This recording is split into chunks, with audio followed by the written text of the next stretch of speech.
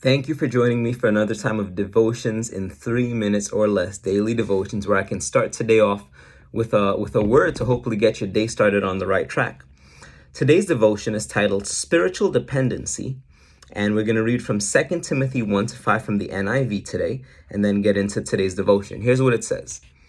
I am reminded of your sincere faith, which first lived in your grandmother Lois and in your mother Eunice, and I am persuaded now lives in you also.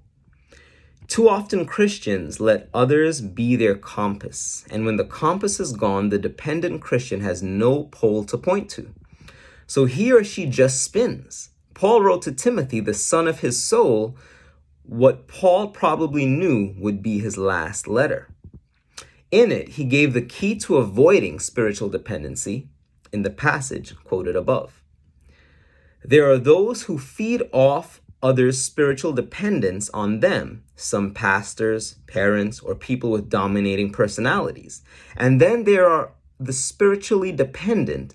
They might simply be followers or admire another's supposed spirituality. Spiritual dependents have very little faith. They depend on others' faith.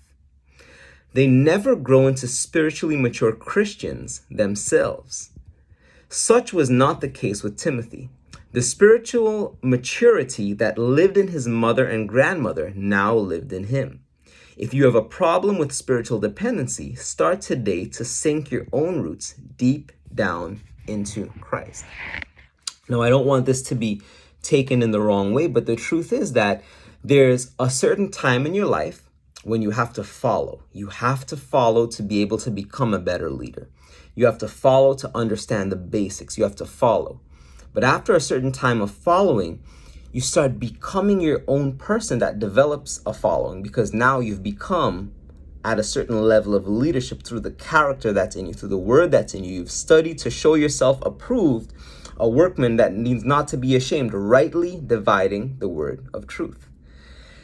So I encourage you today to start off by following. Start off by picking a champion. Start off by finding a spiritual mentor who you can shadow. Then let it start developing you into the person God truly wants you to be. Start walking in your own purpose. Start having a vision for your future, a vision for your life, a calling upon your life, maybe through spiritual giftings or some dream that God has placed in your heart, a desire he has placed down deep within you that you can fulfill.